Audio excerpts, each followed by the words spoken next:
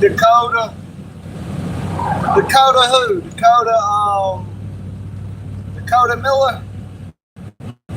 Hey, this is Dakota. Oh no, Dakota Sarson. Oh, all right. Hey, Wade. Get off the reflectors. You know, we always hear about how brutal Timberlane was, or how brutal Genghis Khan was, and I cannot remember this guy's name. I need to go back and watch the video. It's in my YouTube history. But there was someone who was way more brutal in England back when it was a bunch of warring states. This guy didn't have as much territory and didn't rule over as many people, so he's not as well known. And this is like back when you've got, you know, all kind of Vikings establishing Danelaw. You got a mixture of pagan and Christian kingdoms all over Britain. And there was this guy, his name started with a K or something, or a C.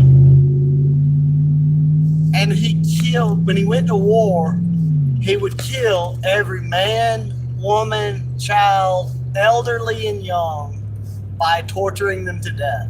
That is the most barbaric and savage that I've never heard of anything like that. You've heard of people who will kill every man, woman, and child and genocide, and you've heard of people that will torture people to death, but to take the time to kill every single person you kill by torturing them to death. A lot of modern historians, when they come across stuff like that, they say it's probably an exaggerated tale by his Christian enemies. But I think we need to keep in mind that they could just be telling the truth and not forget that these things happen, that there were people who operated in the world like that. I mean, there's people who still do. That's just absolutely savage. And what was going on during that time in Britain is there was a lot of clashes of cultures. They were going to decide, is it going to be Celtic? Is it going to be Roman? Is it going to be Anglican? Is it going to be pagan? Is it going to be Christian? There's a war of civilizations. And Mercia and another kingdom, one was Christian and one was pagan.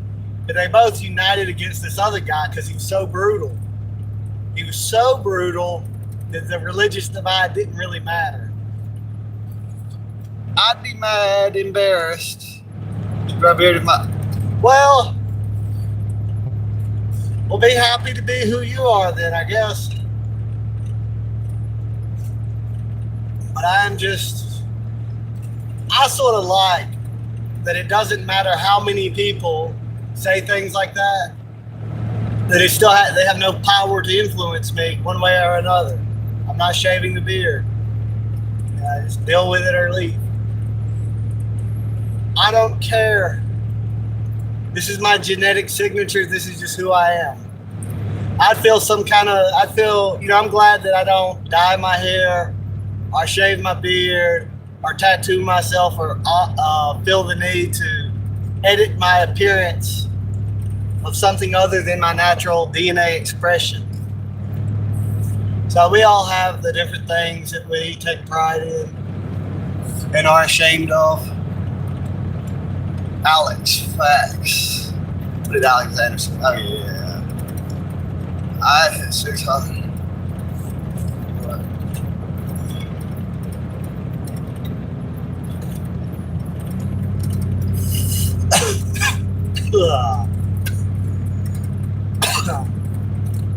Some of it's just habit, but I'm 38 now. Been smoking this since I was 21, and I've inhaled a lot of concrete and fiberglass and everything else. Sometimes I just can't hit it as much and hold it in as long as I used to. I don't really need to be doing it anyway.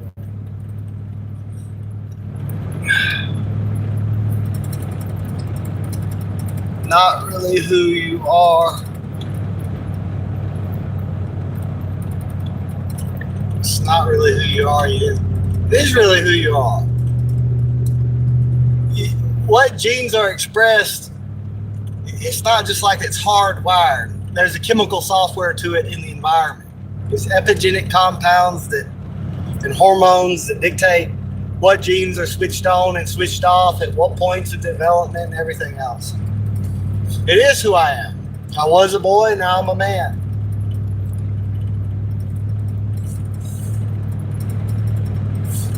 You know, there's different reasons shaving come about. Probably the earliest it come about was prostitutes, cultists, priests shaving all their hair. Then the second most common was warriors, because of beards being grabbed in battle, so they'd keep shaving.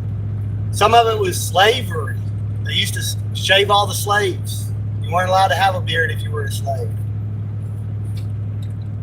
Just different cultures, different reasons. But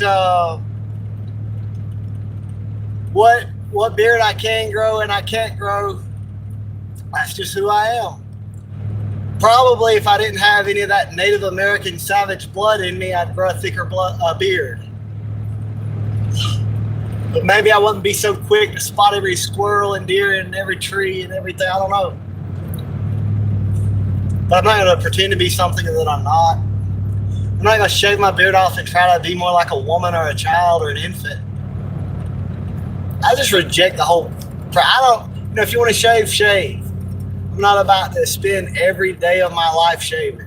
I'm not going to get up every morning 10 minutes earlier and shave every morning so that all these other men that have an opinion about it, to please them. There has been, well, it's kind of, shit. Brittany doesn't care, and that's who I'm fucking, not you. So if you don't like my beard, I don't, so what?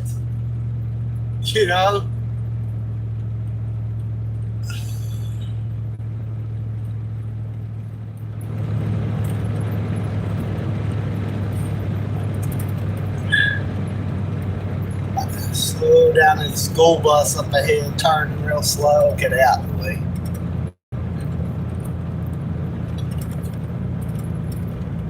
I noticed, I had a boss one time, and he couldn't grow a full beard, so he always shaved. And he was probably the most annoyed to me. I had two bosses that way. Bobby and I gotta think of his name. Dang, what's his name? Johnny. Neither one of them could grow a full beard, so they always shaved every day.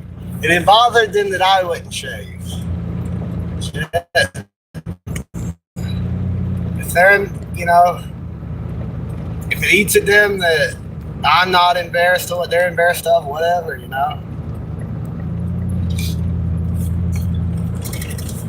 The most, I don't know, it's when I started working for Johnny and Kim, it bothered them the type of clothes that I wore, just a plain t-shirt, blue jeans. They wanted me to wear button-up shirts with collars and khaki pants. And they're like, we're paying you. You're not buying any nicer clothes, and what's going on with this? Because they really cared about their image to the public, how other people perceived them. And they cared about, they wanted people to think that they were, that their workers are getting paid. And since I wouldn't spend money on nice clothes, they just started buying them for me. So I got clothes for free because they cared and I didn't. And I would wear those clothes to work because they wanted me to, and they would just get ruined. It was a complete waste of money. But that's what they wanted to do, so, that's what I wore. But I noticed something. When I went into public wearing those button-up collars and button-up shirts and khaki pants and everything, everyone treated me better in the stores, and it just made me sick.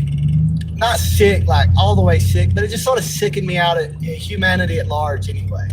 I was like, look at all of these humans, so superficial, not looking at the heart, not looking at the mind, being so influenced by the outside appearance. And I just like kind of lost a little bit more respect for all of humanity at large. I was like, so they're really out here treating people worse, that spend less money on clothes, and treating people better that spend more money on clothes. So, I could wear a 3-piece suit and I could shave and I could change who I am. And because I value practicality over vain appearance. So I could do that to please others and people would treat me better and whatever else. But I just don't care.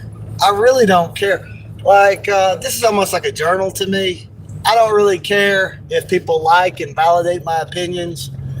I have ad revenue turned off. I'm not trying to make money. I could care less about trying to be popular and make money. And I'm not trying to get a girlfriend out there in the audience. I could give a fuck if they like my bit or not. I'm kissing and fucking Brittany, not them. And so, I have two friends. I have different like classes of friends, right? If you talk about my peers, friends my age, I have two really close friends my age. And I have two really close friends that are, 50s, 60s, 50s. And so I'm not looking for friends. I don't need any friends. I'm with Brittany. I'm not looking for any kind of relationships like that. If someone has like an interesting idea, something that's not boring, like some kind of interesting idea or topic of discussion, I'm interested in that. If someone has some kind of solution to fix some kind of problem, some kind of idea that would help human flourishing, I'm interested in that. If somebody has some kind of, but like having people say, yes, that's what you should wear, or I like your haircut, or I could give a fuck. I really don't care.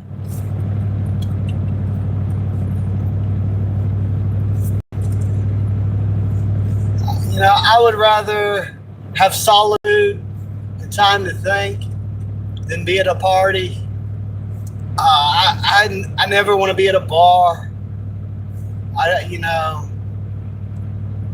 I'd rather be in the woods. So, to each his own. Some people are more introverted. Some people are more extroverted. Some people are leaders. Some people are followers.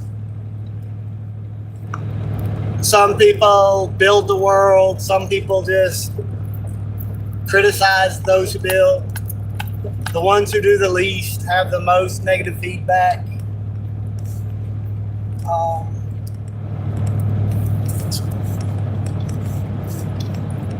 It's actually shit.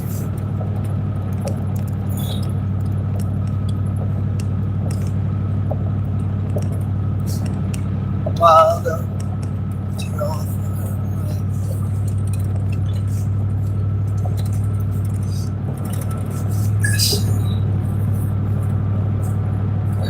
Stood up and dropped my lighter.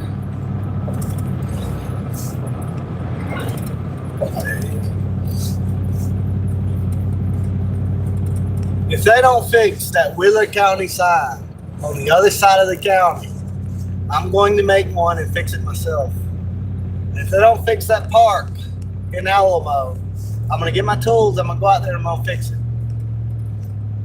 And I swear, I said, I was going to fix them potholes. I was about to fill them in. I was so tired of them.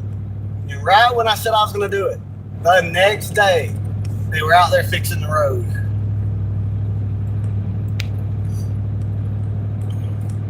And you know what? Jax, that smoke detector, has been beeping. I don't know how long it's been beeping. It's absolutely ridiculous. This is America. This is not Haiti. Change the battery. Like, come on. So I tell them, I'm like, look, I'll sign a paper saying that, it's all on me. If I fall off the ladder, I will bring a ladder and I'll change that battery for free. And they're going to tell me it don't bother them. They're not worried about it. I could just go somewhere else. But I think I'm just going to go in there. Is this me just being ridiculous? I don't know. I think I'm going to go in there and set up the ladder, Just buy the battery and just go change it. And they probably won't stop me, you know, and maybe they will. And if I just go in and act like I'm supposed to be there doing it, probably I can just stop hearing that beeping like 20 times while I'm waiting to buy one thing or pay for my gas. It's amazing how many years it never beeped like that when the white man owned it. Y'all got to do better. I mean, that's insane. One, you're a commercial business open to the public, so you need your smoke detectors to work in case there is a fire. But two, that's just annoying. Can they not hear in that frequency? What is the deal? Maybe they just can't hear it. Maybe only white people in a small group of Asians are able to hear the beeping of smoke detectors. We went to a job site today, and they had the garage door blocked with tiles and had the truck with a ladder on it backed up covering the entrance, so we couldn't put up the garage door. And they didn't speak English, not a single one of them. They did. But you know, since all the talk about deportations and stuff, now they're quicker to move their stuff out the way when you ask them. Used to, they weren't as cooperative. And this is bad. You shouldn't do leverage like this, but it's almost like, move your bricks. I'm tired of moving all this shit out the way. Move it out the way or I'm about to call ICE. Move, you know, it's nicer times nowadays. It's easier working with them nowadays. They can't speak English, but they try to understand. Used to, they didn't get. These people that's been in this country 30 years. My sister has a birthday. They comment on Facebook 3 lines of Spanish. Nobody in the family knows what that is. You've been in this country for 30 years and haven't learned how to say happy birthday. But have sent enough money back to Mexico to build a mansion. I know this person personally. They have built a mansion in Mexico. So a lot of them are not assimilating because the plan was never assimilation.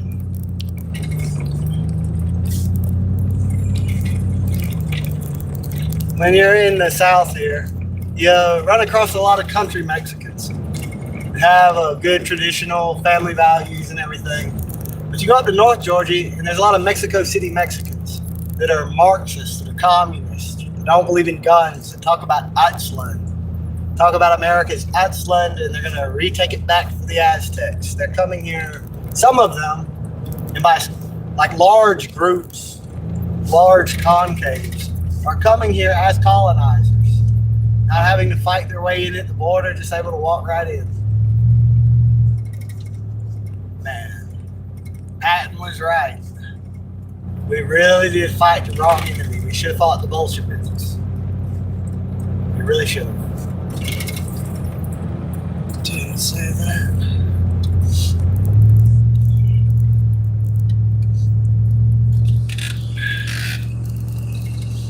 Well, thank you, though. You didn't say that. You know, I went on my rant before I read all the comments, but at least it like prompted me to give me some, it helped me to generate content. Because I don't really know what I'm going to talk about. I just have this time slot available to be able to go live. When I get off of work, driving home. I do have a little bit more time than normal probably, because I think Brittany's working till 7. I think I'm off a little early today. But I'm only going to go to the house for a short time to cool down. I'm not going to go straight into the heat working, but I got to get back to my little farm. Got some work to do in between getting off work and Brittany getting off work. Might be able to time it just right, so when I get done there, I can pick her up from work. But she's got to ride if I can, so I ain't really got to worry about it too much. This morning, the clouds were especially beautiful. I wish I would have took a video of it. And the cloud cover was complete from horizon to horizon. North, south, east, west. Clouds in like a kind of a checkered pattern covered the entire sky. With like ripples of red and orange near the sun and purple and pink further away. It was very beautiful. It's like you get a new free painting constantly in the sky.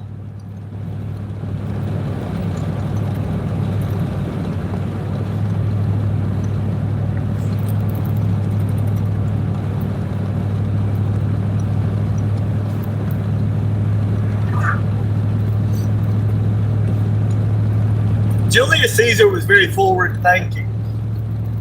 When you read the Punic Wars, not the Punic. He's got not. I didn't mean to say that. That's about Carthage. What is it? His conquest of Gaul. What did he call those memoirs he wrote about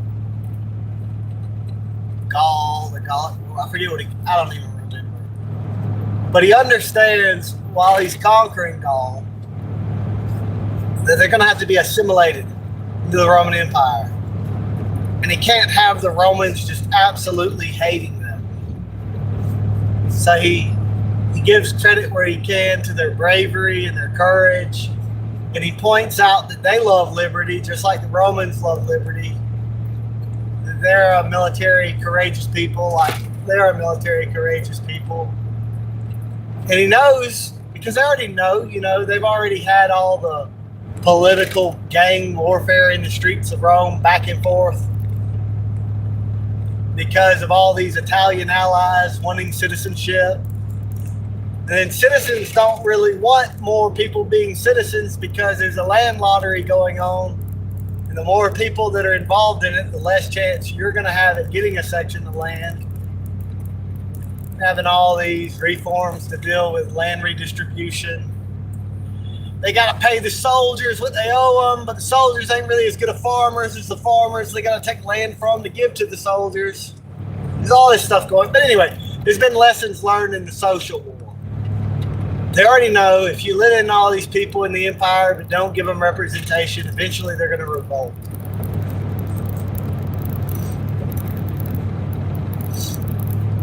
And you see that Alexander had a plan too. But none of his generals really were thinking long term, except maybe Ptolemy. And then there's this little guy that only gets like a piece of Babylon. It starts to Seleucids.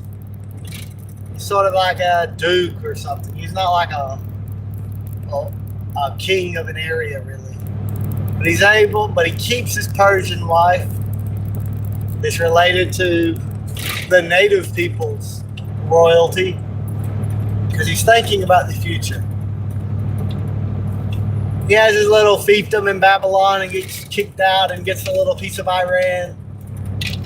And then he's able to hold on and they grow, the Seleucid dynasty, they grow and they're the main player. It's them and the Ptolemies. But no one's really paying attention to the Parthians. The Parthians have a greater claim than the Seleucids, really. And these Greeks, they keep fighting each other when they should unite and finish administrating over the Persian Empire and glue it together, but they just don't. And in the background, slowly but surely, the Parthians are. You would have thought maybe the great superpowers in the world would have been Rome and the Seleucid kingdom, and they would have been fighting it out, but that's not what happens. It's the Parthians. And you really think that it's going to keep being that way.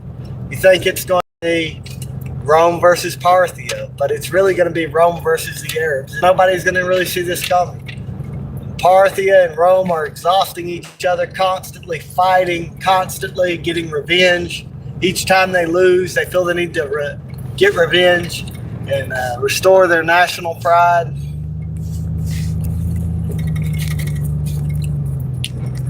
Here comes the Arabs attacking them both at the same time unexpectedly. And the Parthians are not able to survive it. The Romans survive it. The Romans are more able to adapt. Really, you've got to give credit where credit's due to the Persians as far as their administration institutions. They were very advanced. But I also think that Rome doesn't get enough credit because people see it sort of collapsing when it really didn't. Because the traditions they carry on in some city-states of the original patricians but also in the church, the Roman Catholic Church. The Roman Catholic Church continues the administrative abilities. It continues the empire, really.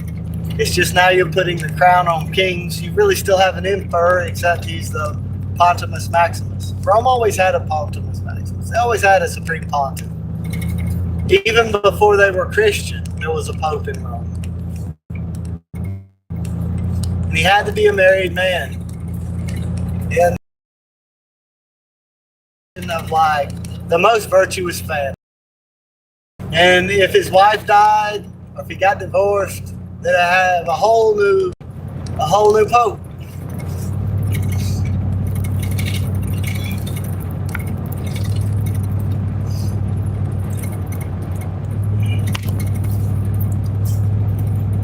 And Rome finds out a way to delegate imperial power to kings.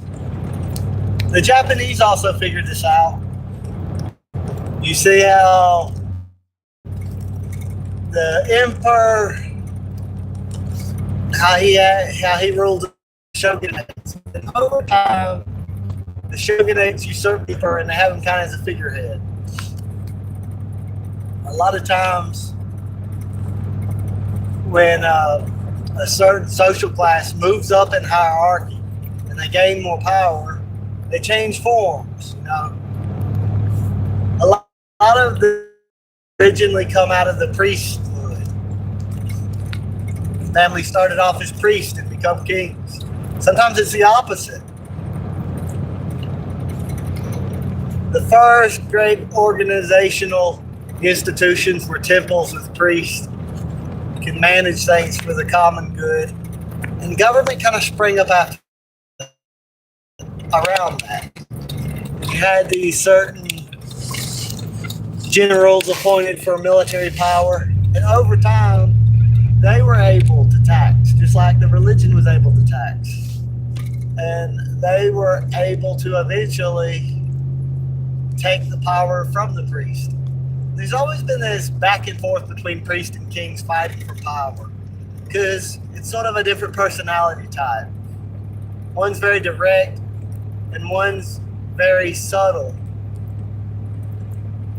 You know, one uses physical force and one uses psychological manipulation.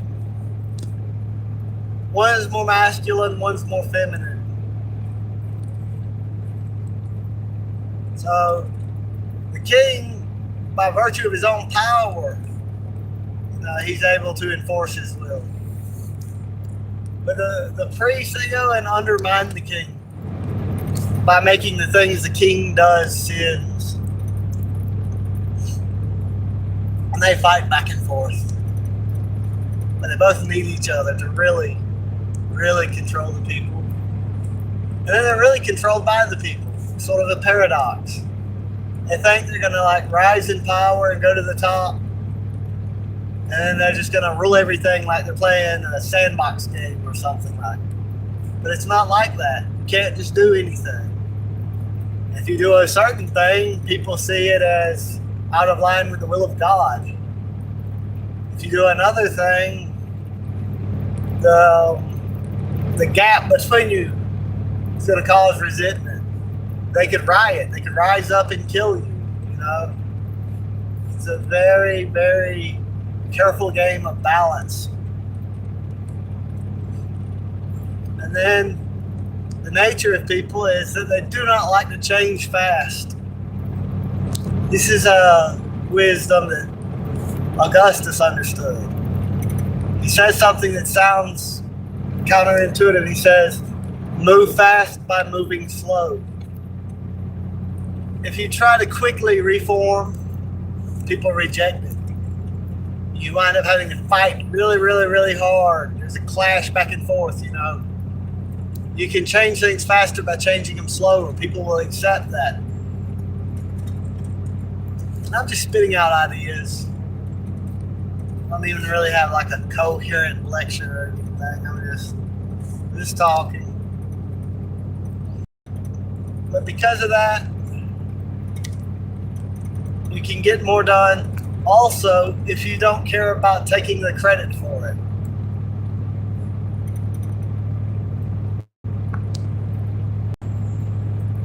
Taking the credit for your accomplishments and achievement can provoke others to envy, or can cause other people to see you as a threat. So a lot of times it's best to just not even take credit. You got done what you wanted to get done. Isn't that enough?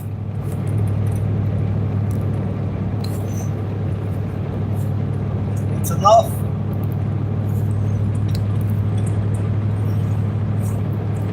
There's a lot of disadvantages to terms. Of course, there's a lot of disadvantages to not having term limits, but you get these crazy things that happen when there's terms, short-term limits and stuff. Like you have a Roman general who's just about defeated Carthage, but his term in office is about to expire. His political rival is about to come into power and be able to just easily win victory, but then the wrong political side will get the credit. So even after all these lives are spent, there's the need to sabotage his own progress, let the other guy come in and lose, and then get elected again and goes over there and finishes conquering Carthage. That would have never happened with a king. With a king, they would have had that problem. They wouldn't have had to worry about elections.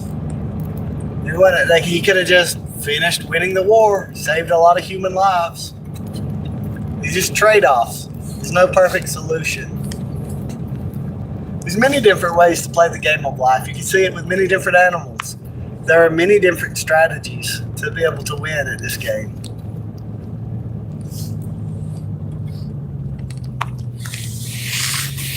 You must remember that the life you have is the life you chose. You chose the attitude. You chose the perspective. You chose each and every one of your decisions. Each and every time there was a decision to make. You chose.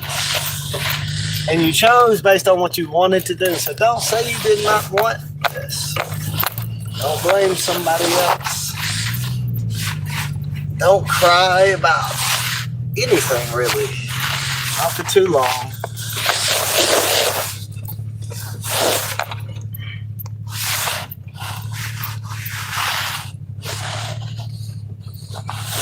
Shade.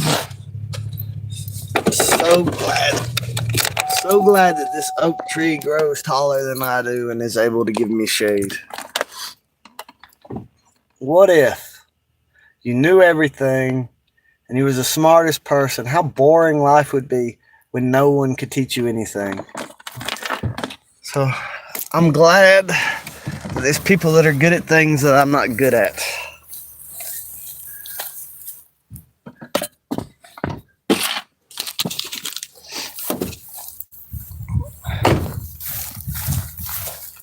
Hey, Dolly. She's stressed out on this bed, I'm sure.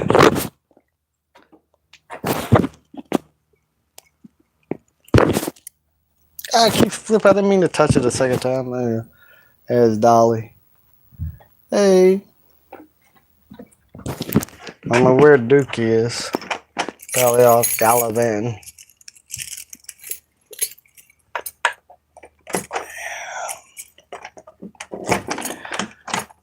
The door that's the wrong key. The garage door that I built today, me and Gabe, was 9 feet wide. A little bit. We'll flip it over. A little bit.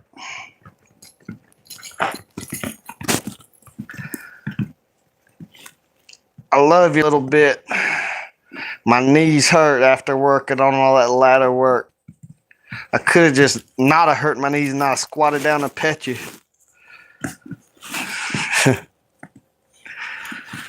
Brittany's working and I'm working today. Dang, that tail's moving fast. Look at him wagging his tail.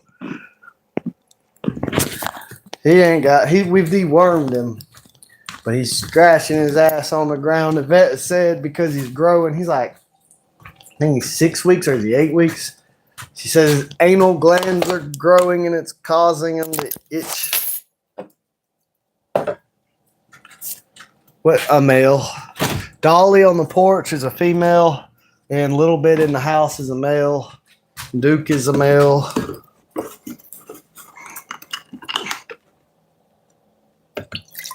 Got some grape juice.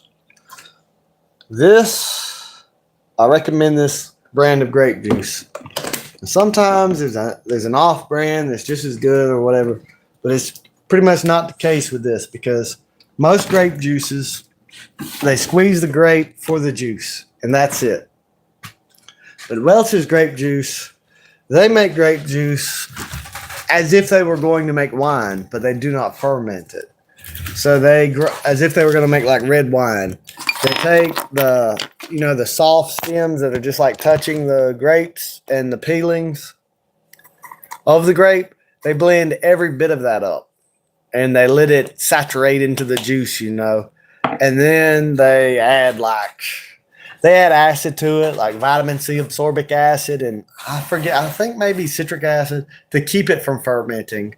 But most of your grape juices are not going to have that. So they're not going to have nowhere near as many flavonoids that help prevent cancer, nowhere near as many antioxidants that counter free radicals. And so Welch's grape juice is a lot healthier than other grape juices for that reason. Bone Thugs or Wayne. I do not know what Bone Thugs is.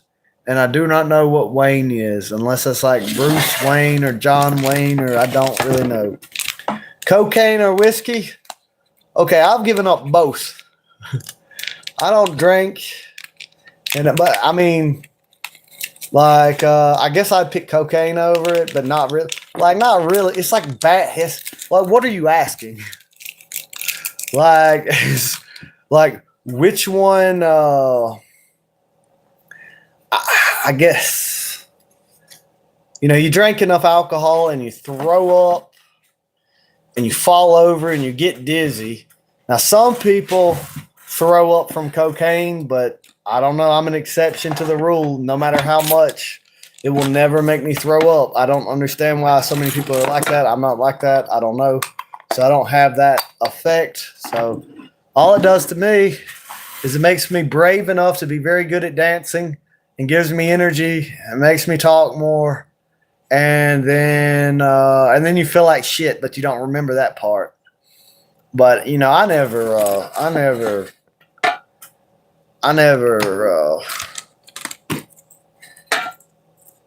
I like to smoke mine, but not no more. My man, LOL, don't worry about it. Cocaine turns me into another person, and that guy wants some too. I would say, I don't know, alcohol to me, less is more. It's better if you stop drinking before you really get drunk.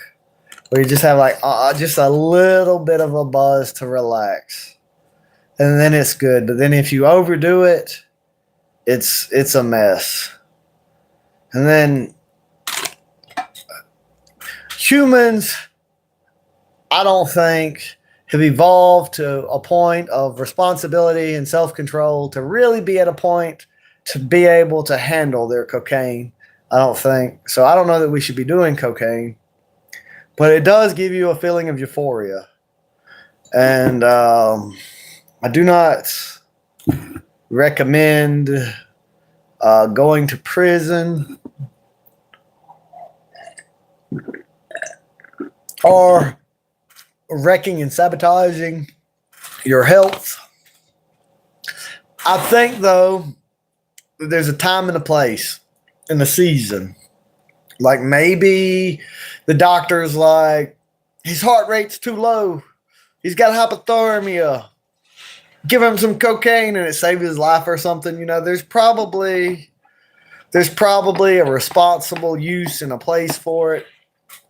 But I do not really, as for recreational use, I pretty much say no to both alcohol and cocaine, having had my fill of both of them.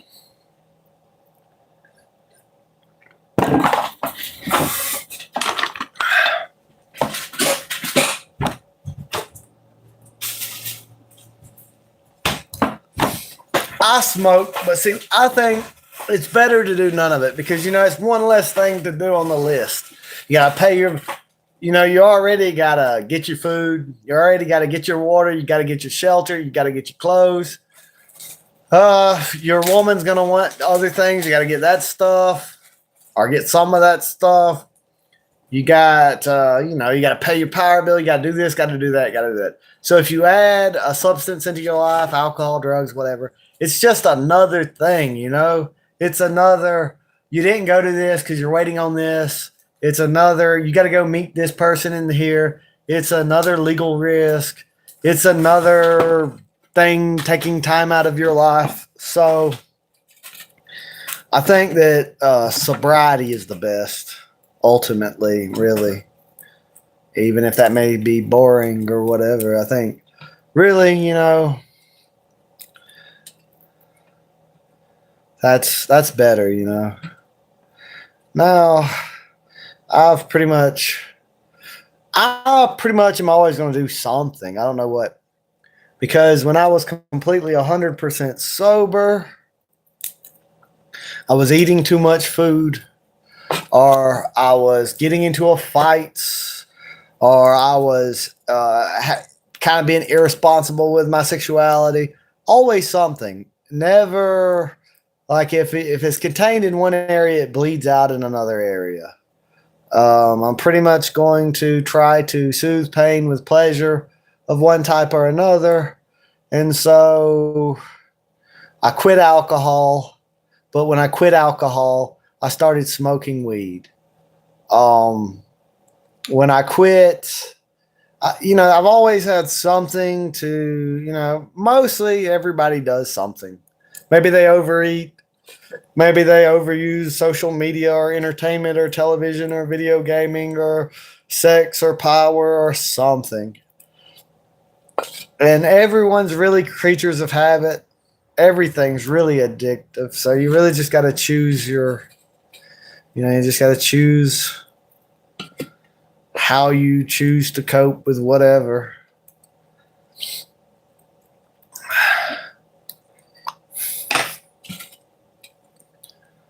I like the anti-inflammatory, anti-epileptic, stress relieving. Yes, slight. It's not too much, but slight serotonin pick me up.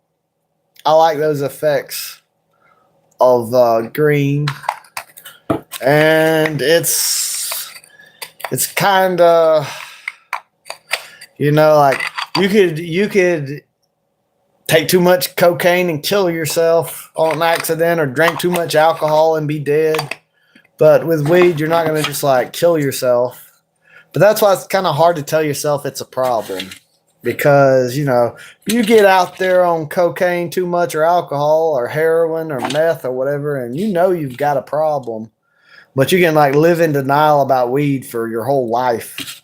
And it's a problem, but it's not hurting you enough to feel like doing something about it. And it isn't that addictive at first. It really takes a long time. Most people can smoke weed for many years and then just quit and have maybe a day or two of maybe it's harder to go to sleep. But then after you do it for like decades, it gets different. It gets where now you're so stressed out from not having it that you've got diarrhea. Like, it can really be more addictive than people think, but it takes a while. It sneaks up on you. The other drugs, it's like, damn, you've been on that. Someone's on meth a decade and you know it, Weed is not going to really like hurt you fast enough to know it's hurting you. That's kind of the problem with it. That's why you always see the same age demographics supporting the legalization or weed being illegal. It's always like the whole country's about to push to legalize it. Everybody's young. Everybody wants it legalized. And then after people, the person who smokes it for a couple of weeks, he's like, this would cause world peace.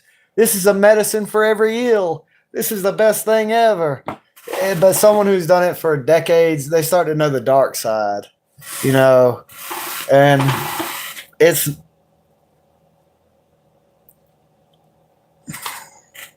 but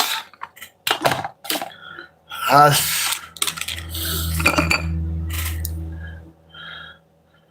but I think I'm doing pretty good.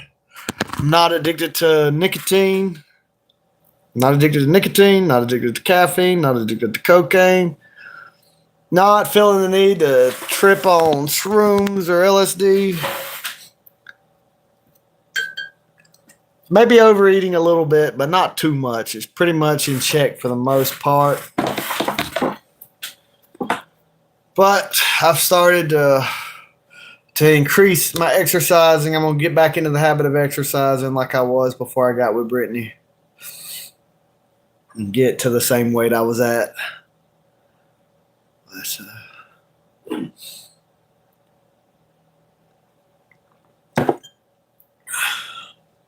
It's 4 o'clock. Whoa, I'm home early. Whoa. Boss just let us go like that? We got that door put up. Probably tomorrow. We went to put up 2 garage doors in this woman's house. Beautiful brick house. But it's really old, and the wood had termites in it, but they had sprayed and killed the termites. Not her. She's had the house for 20 years. And we didn't know it till we started lagging into the wall. And then, you move we hit it with a hammer, and behind it, it's just like styrofoam. So it's all got to be reframed. So we left the doors there. But that's probably what we'll do tomorrow. Maybe the carpenter will be done. And it'll be great because we'll go over there and we'll already have a door stacked up in the order that it goes up in on the sawhorses. And then we'll bring the other pair of sawhorses and take the top, set the other door up. We don't have to load up a door. We don't have to, it's just already on the job site. Hello again from Iran. What's up? How am I doing? Hey, I hope you're doing good in Iran. I hope y'all get nuclear power. And honestly, I think y'all should have some nukes because Israel's got them, Russia's got them, Pakistan's got them, America's got them, France has got them, and England's got them.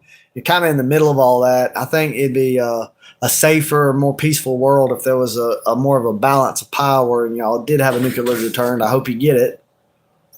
I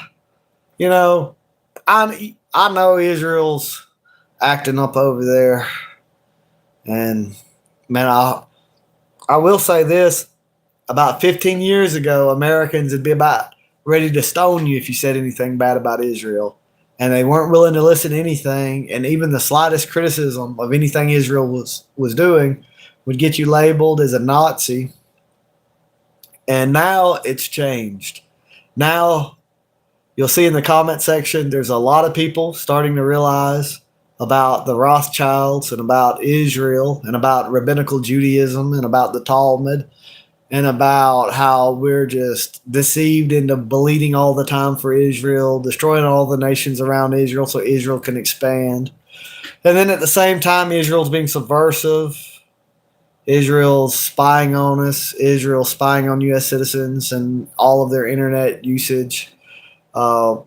Making a blackmail list for all American. Like, Israel is not a friend of the U.S. They sunk the USS Liberty, but, the Jews control the Masons, and they had their Mason in the White House to just cover up the whole USS Liberty. Like, what kind of ally, when you go into a war to fight on their behalf, doesn't send any troops to help? And what kind of ally sinks the USS Liberty? Because they were hoping you would think Egypt done it and attack Egypt and then bleed out fighting Egypt so they don't have to fight Egypt. They just use us. They want us to bleed for them. And they would enslave us just like the Palestinians on the day that they're able. They're leading in AI and drones and robotics and the social credit system and all these. They're helping build a slave state. Probably the number one enemy to all humanity is Israel and are the Jews. They're the ones that want to enslave and eradicate all the races. They have a long-term plan to do it. They want the earth for them and no one else. And I'm glad that people are starting to realize, just stop saying the globalist, stop saying the elite, stop saying the Illuminati, say who they are. It's the Jews. The Jews are doing it. We should have translated those speeches into English, a lot sooner. And I really feel bad for Iran. And I really respect the history of the Persians. And I've known some Iranians, very decent people. Now, I don't know how the culture's changed or how things are different or whatever.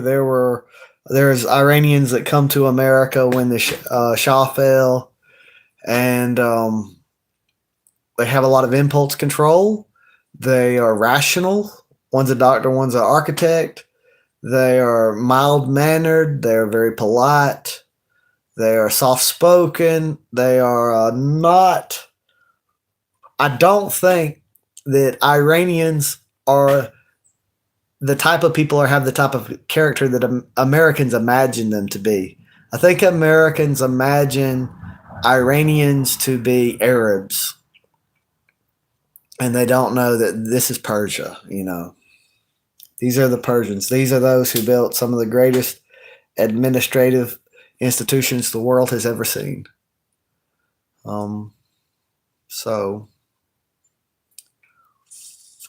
And it was really, after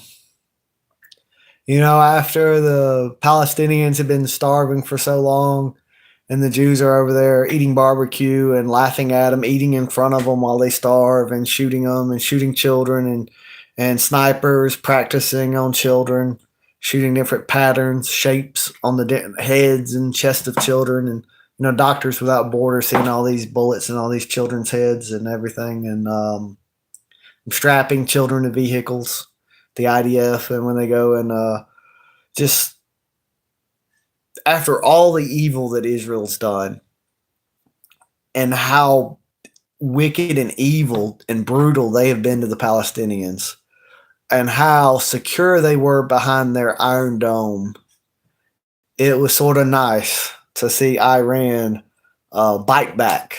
Because you've got to remember that at the embassy, Israel had already attacked an Iranian embassy, and Iran didn't even declare war on Israel. They hit them back to do a retaliatory attack. Israel then hit them again. Israel attacked Iran first. Iran was perfectly justified in attacking Israel, and I'm glad that they did, because the Israelis, they've got too much of a God complex and too much of a victim complex at the same time. It's like they're all raised to be little narcissists, every one of them. And it was just, they needed to be humbled. They were doing way too much. And I'm glad Iran showed them. And also, Yemen.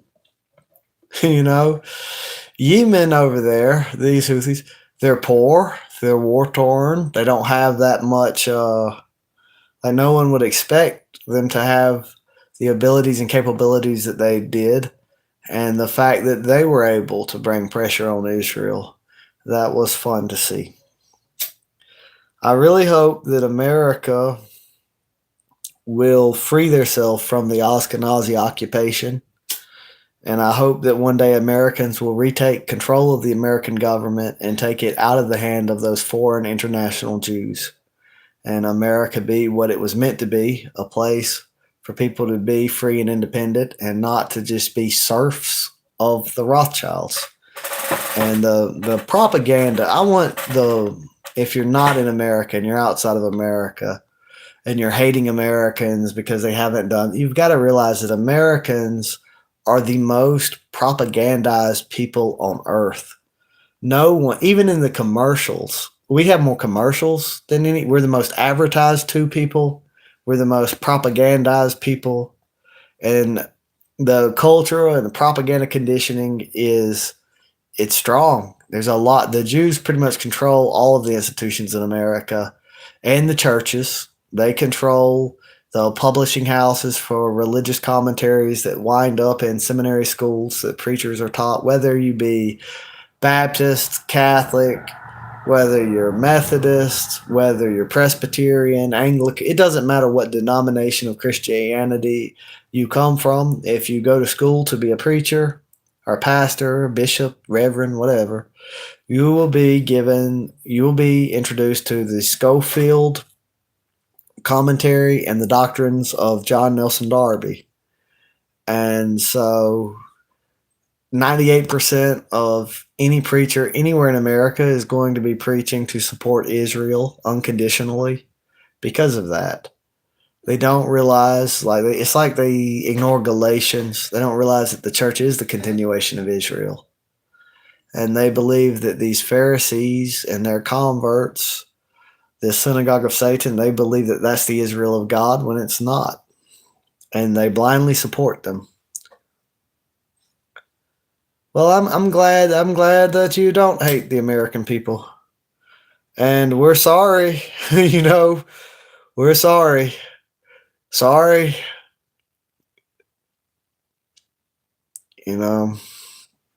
I wish that our government did not interfere in your affairs, and I wish they didn't overthrow Gaddafi, and I wish they didn't do all these things. The American people believe that they are fighting to give you freedom, but they are really just being used to give you a Rothschild central bank and enslave you to build a one world government where the Jews enslave everyone on earth. And it's, these soldiers, they see themselves as heroes carrying the torch of freedom, and they really don't know what they're doing. They really don't know any better. Most of them really have no idea. So, try to keep that in mind. But I will say also, there's a lot of evil people in America too that deserve punishment. That's also true. But there's a lot of good people in America.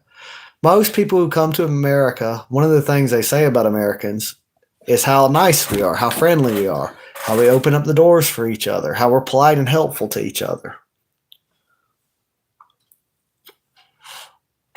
And if Hollywood doesn't really show America, and most people overseas really think of America, I don't know about, I know a lot of people I've talked to, they think of America as the cities of like LA and New York and Atlanta, and but a lot of America is wide open country.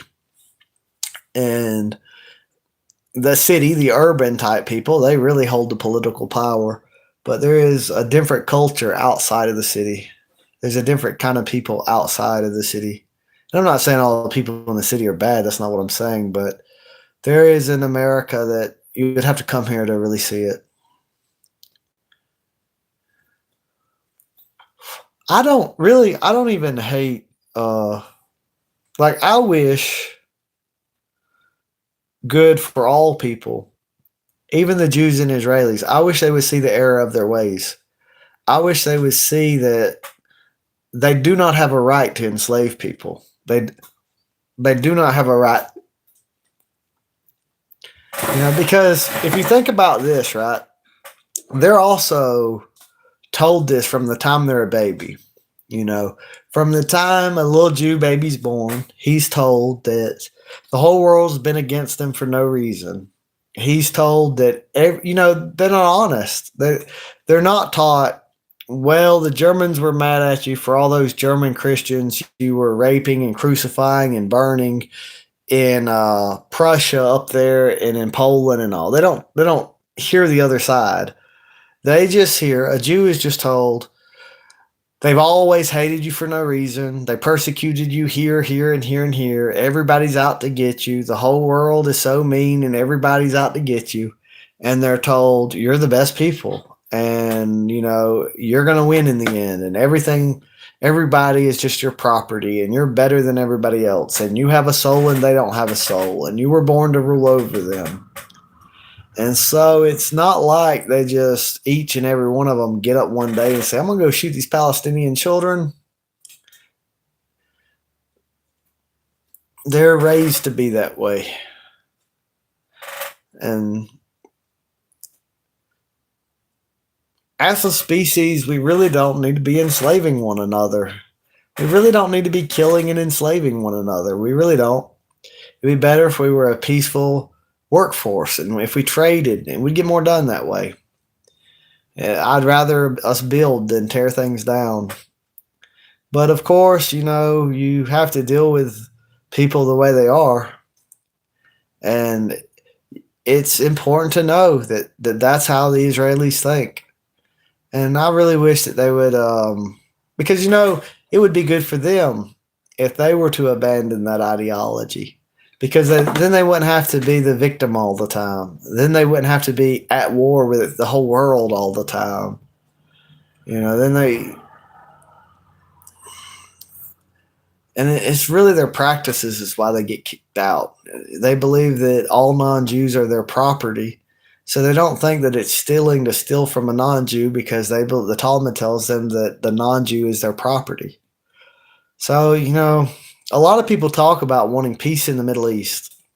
And some people even say just nuke it to sand, kill all the Muslims and all. But people really need to realize the ideology of the Jews.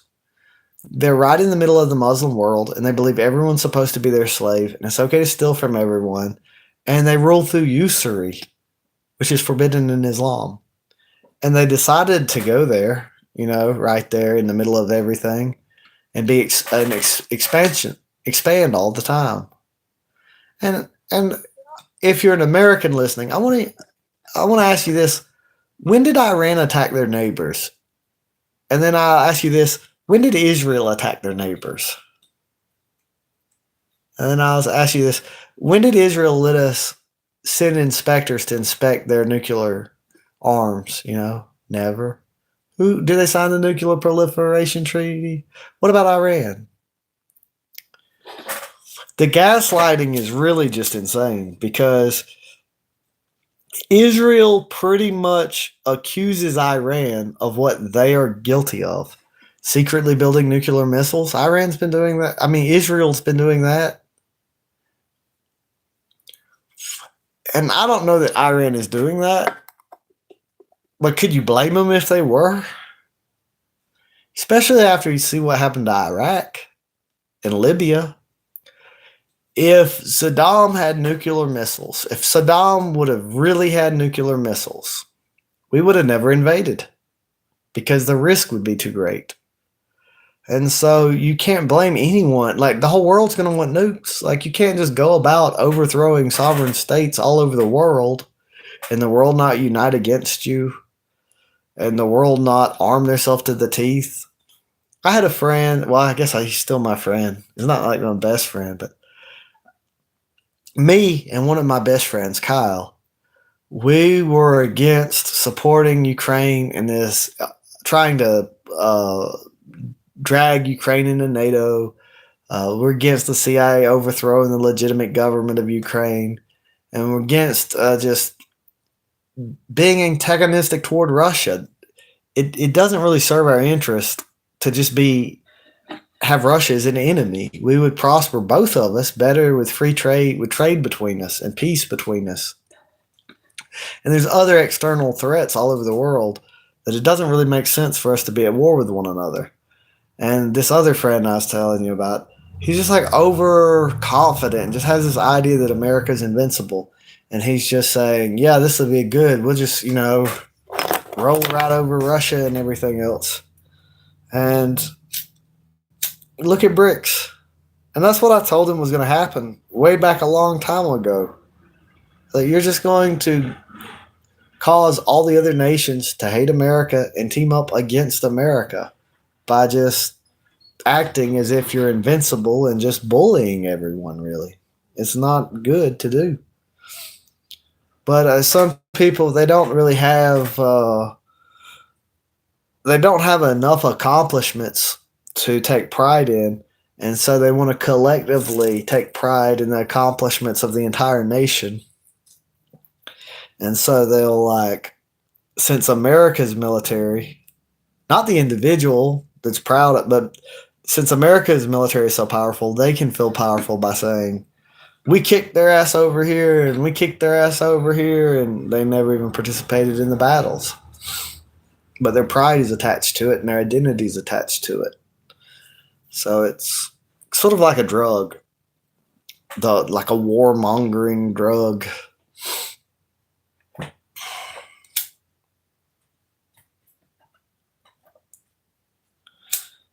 Well,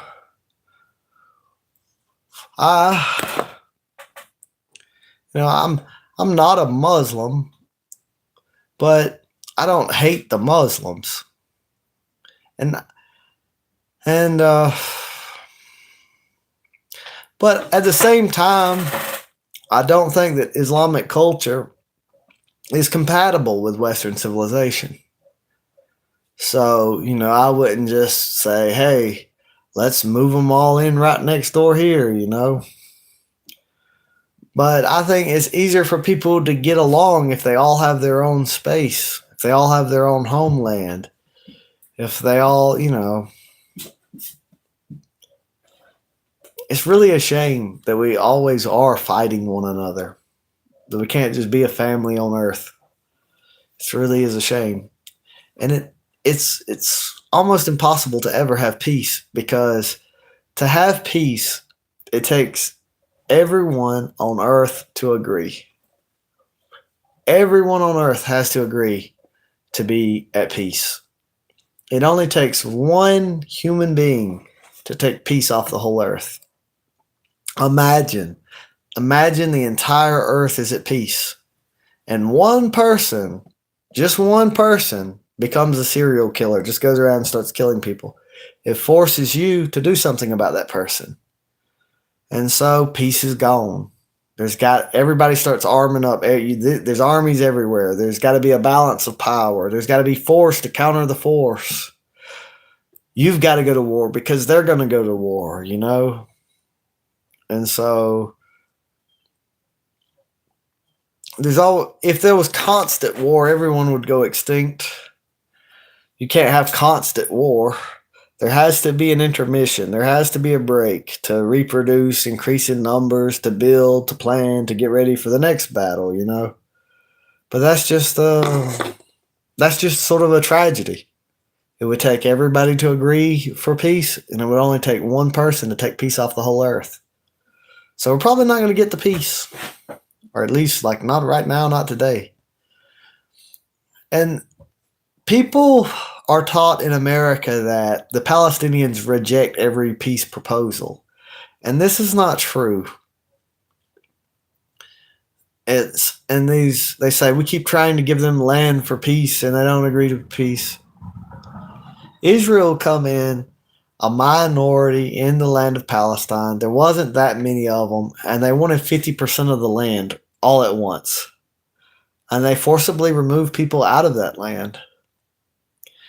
Israel is a nation in its infancy. I don't even think it's 100 years yet. And it's very expansionistic. They've already went through their cultural phase of Zionism before they ever got their state. They're in their military phase. They're in their expanding phase. And they're in the process of conquering the Levant. And I don't see why they will stop, really, because they're allowed to get away with it. And they are the stronger power. The Palestinians do not have the support. Now, there may be some token support given. For instance, China may drop some food over the Palestinians to get the world to sort of see China as a hero and like China. But China is not probably going to put any troops on the ground or actually go to war with Israel and risk conflict with the U.S. over it. No one's going to really go in there and save the Palestinians in the Arab world either. It's probably little by little until it happens. Israel will probably take the land.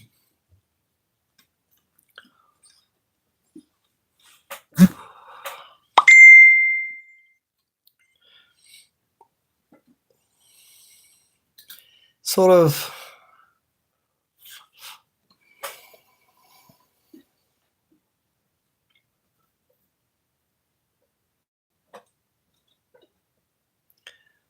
the Irish sort of have a similar story. Or I should say the Celtic, even before the Irish. If you look at how they were spread across Europe and how they lost territory and how they were oppressed, defeated, and reduced to such a weakened state. Now there's more Irish in America than Ireland. There might not even be any Irish in Ireland in 50 years.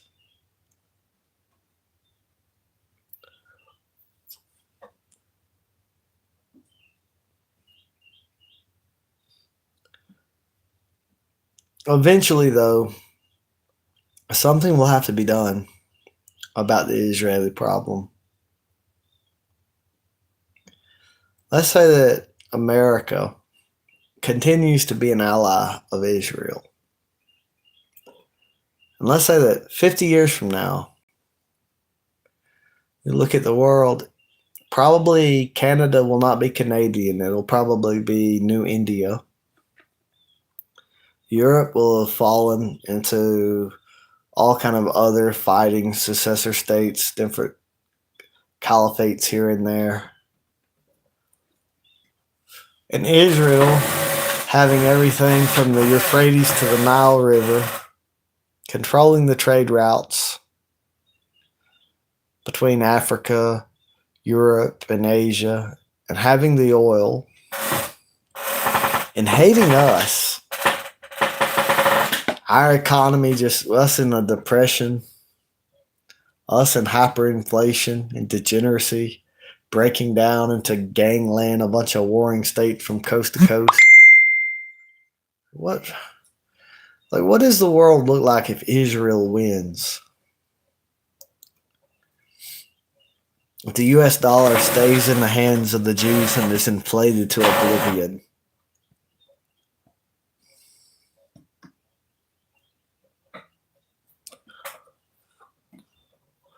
China might make some big power moves and become the global hegemon. The US is losing its place in the world, and it doesn't really notice it. And it's almost unimaginable.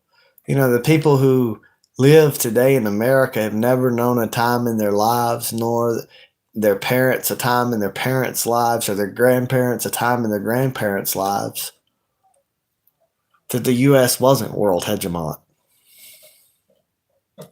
So the idea that we could lose it, it just isn't even conceivable for most Americans.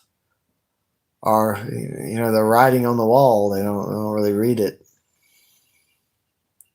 China is able to communicate with lasers, sending data with lasers. They've got sophisticated swarm technology. They also have technology in controlling the masses. Their social credit score system.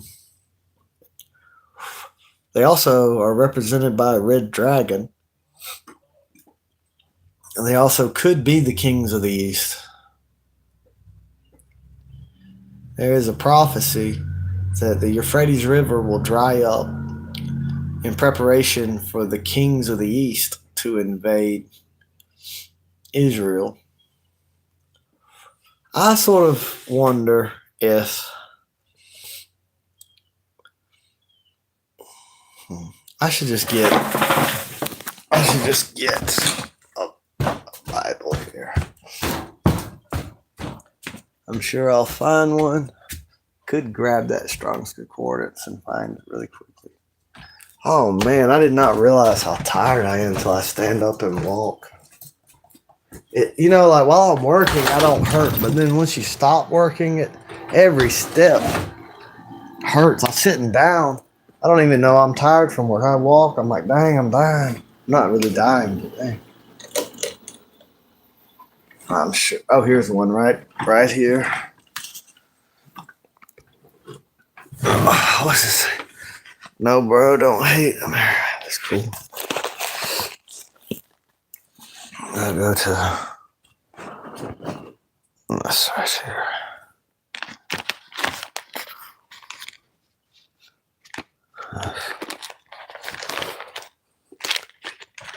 Isaiah. Come on. Is it right after or before? Is it?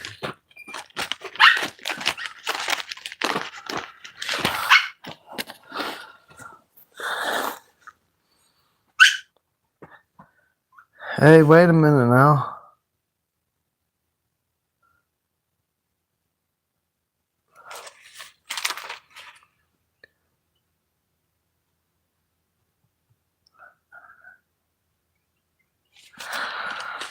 Let's see.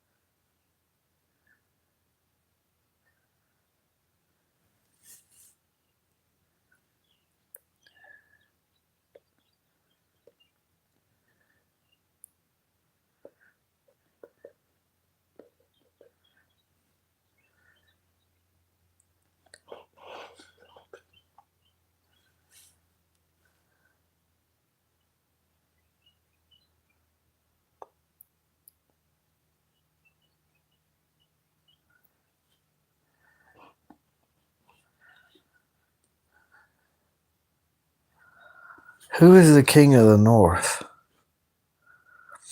And some people have said that it's Russia, but I don't really believe that. And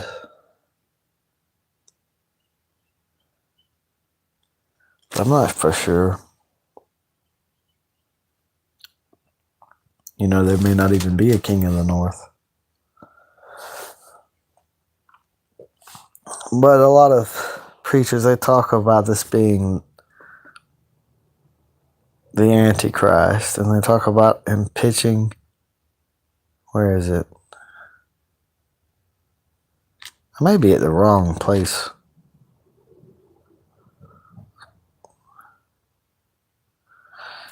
He shall come in peacefully and obtain the kingdom by flatteries.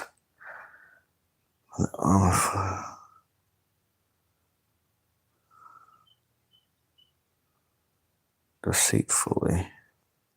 Become strong with a small people. He should enter in peacefully.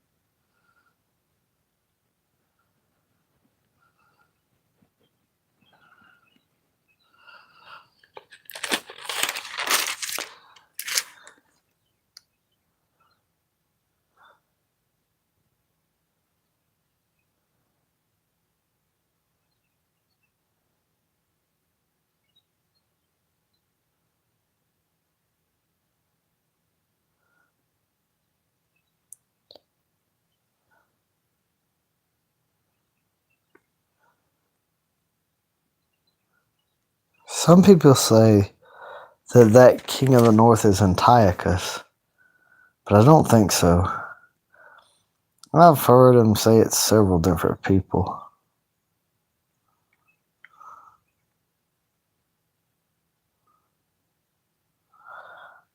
But Israel does fulfill a lot of this in a way.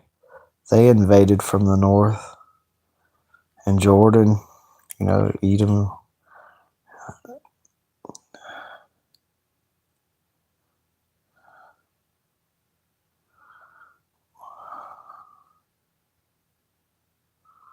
They're worried about the east and the north. China and Russia are not allied. And here's another thing about the king of the north. How can it be? There's someone north of the king of the north.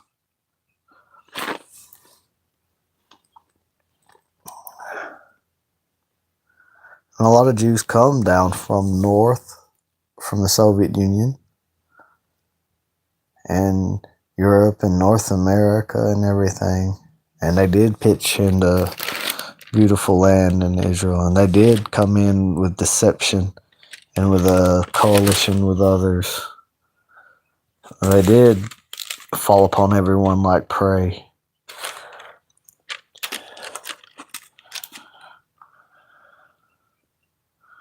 But I don't know. But I wonder about that.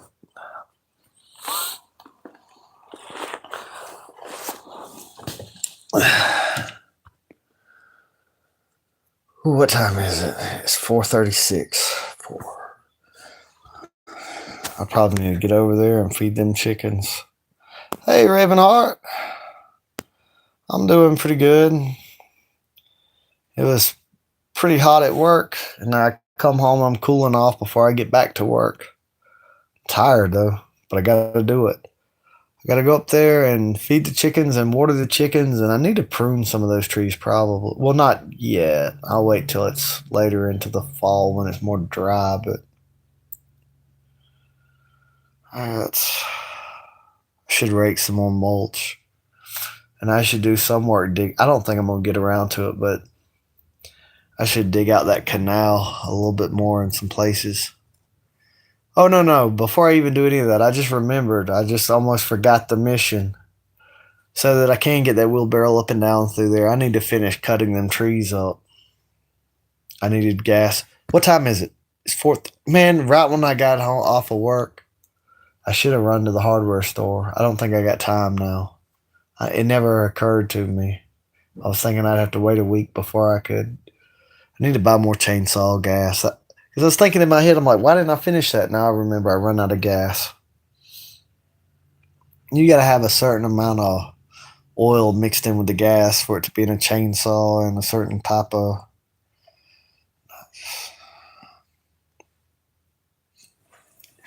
I'm doing pretty good, though. The short answer. And it's Wednesday, faster than I thought it was Wednesday. And I always like it when that happens. I get paid at midnight. And I still have enough money to pay my phone bill and Brittany's phone bill and have enough money to get through a week before I'm even getting paid, which is good. I get paid at Monday. I get paid at midnight on Wednesday. So then Thursday, I've got plenty of money. And then Friday's the last day till the weekend. It's because of Labor Day. It's because I was thinking in my head that Tuesday was Monday and that. And then it's a paid holiday, so my check ain't going to be no smaller. And I only work 4 days instead of 5 this week.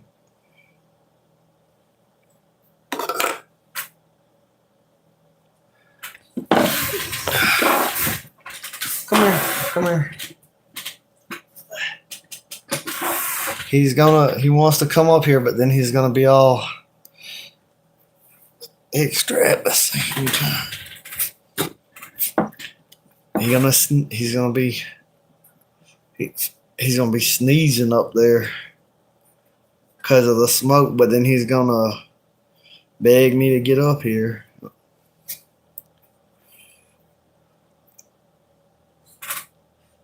He's so little.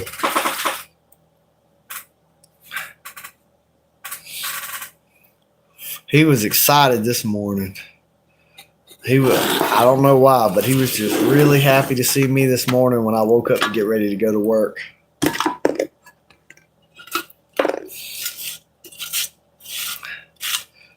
But if Brittany gets up and leaves the room, he's got to follow her.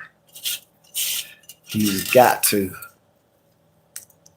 And for whatever reason, if I go pee or if she goes and pees, he's got to go in there. He's got to follow us. I don't know why. He wants to be there while we're peeing. I don't know what the fuck, but he does.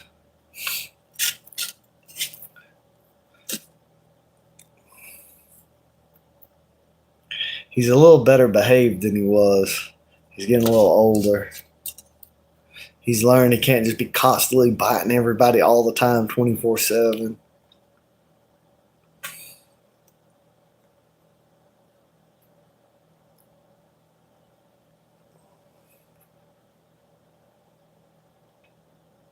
I heard this Jewish rabbi saying that dogs were the worst animal and they were reincarnated from the worst people. And I was thinking, I don't think that's true. I don't think so. Dog's a pretty good animal. He might not be the most hygienic animal that there is.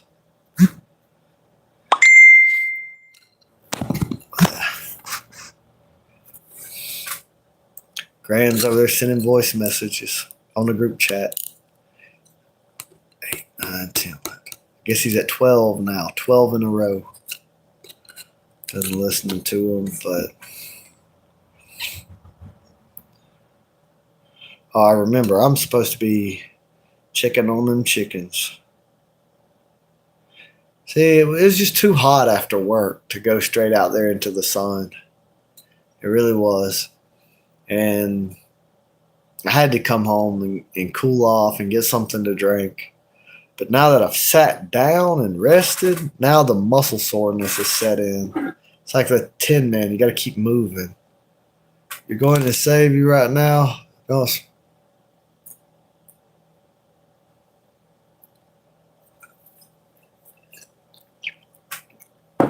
Yeah, I do need to quit smoking. I appreciate you caring about me. Also, it saved me money too.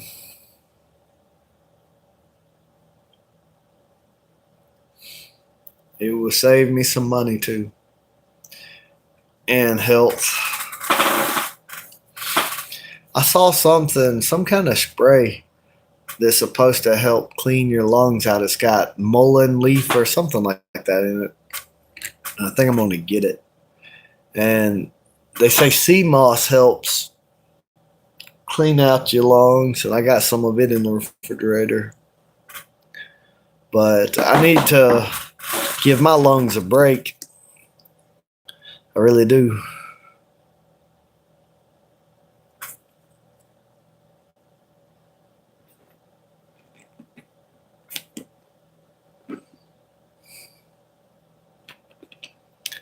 I told Brittany I was going to quit smoking, but I don't think she believes me. Because I've kept smoking. But I am going to quit.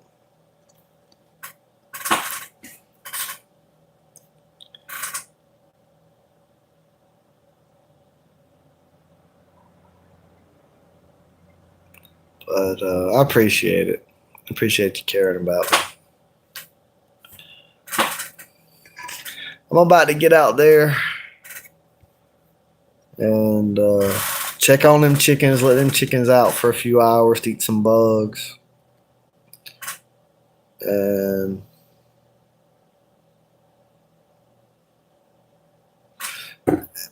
squashing. I'm going to feed them chickens and water them chickens. I'm going to let the chickens out to eat some bugs for a while. It helps the fruit trees. The grasshoppers, not all of them, but some of them have learned that a peach tree leaf tastes better than grass. And that's not good. So I let the chickens out to eat them up. And the chickens get fed, and it protects the fruit trees. And I don't know why it took the grasshoppers, I think, longer than a year to learn that they could jump up there and eat a peach tree leaf. And, you know, it had to be like heaven to them. They've been eating grass the whole time. They didn't even know peach leaf existed. But them chickens will catch them too.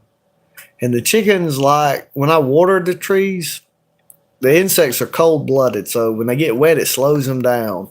And the chickens have noticed this, so they follow me around and eat the bugs from around the trees that I water. Nah, you the best. How many subscribers do you got right now? It's growing. Your channel's exploding. It's taking off. I was watching a couple of videos last night, but then Brittany was saying, you know, 3,700. Way to go. I don't really remember when I first saw your channel how many subscribers you had. I think it might have been around 80. And now you've got 3,700. And a lot of good videos too. I was watching a few of them. It's good entertainment. It really is. Where are you going? What you doing?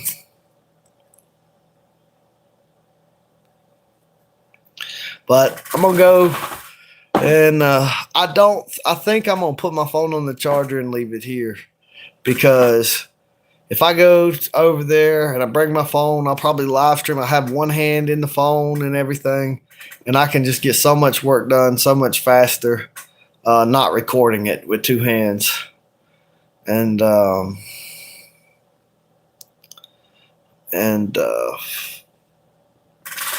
yesterday,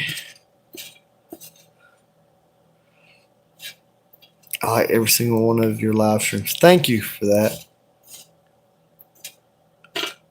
Thank you. I look back at some of my live streams and how my work day went. It affects my live stream content a lot. If I'm like really sore and hurting, I'll start complaining about geopolitics or something. And if I just had a really good day and I'm feeling good, because I'm in school half the time, so I can't see them. But when I get home, I see them.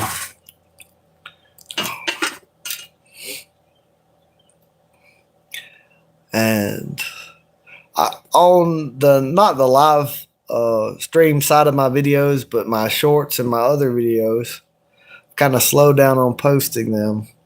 But I'm about to start doing all my beekeeping videos, and I'm about to start posting them. And it's cooled down a lot. Just not very long ago, it was a lot hotter than it is now. And so it's easier to be in a bee suit longer and not heat to death. And also, I don't have a tripod, but I've got some kind of selfie stick. And I think I can wedge it between the stick part of it between some cinder blocks or something. I'll figure something out and get the camera to be suspended like over the top of the bee box, so that I can just sit it to record and just do what I got to do, and then make some videos with the bees.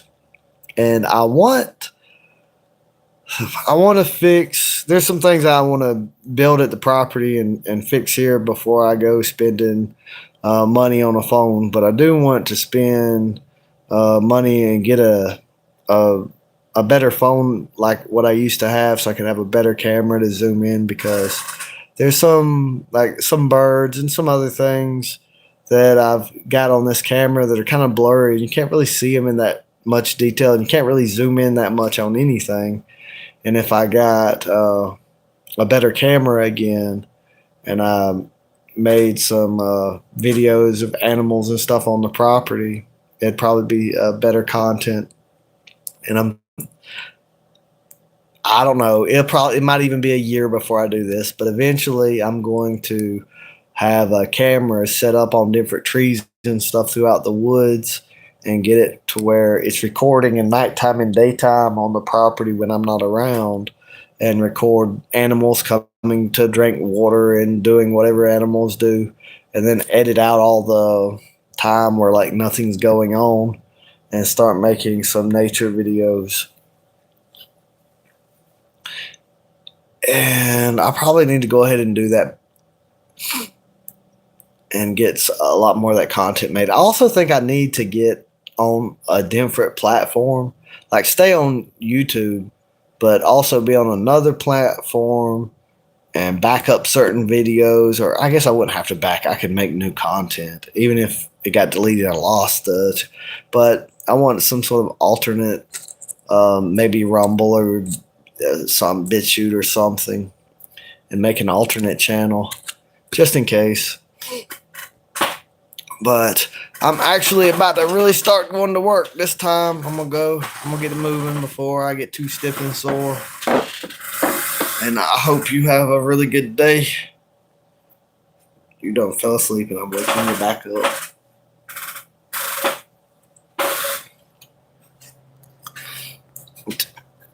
Oh, don't look. Tell it. You're gonna say bye. Peace, y'all.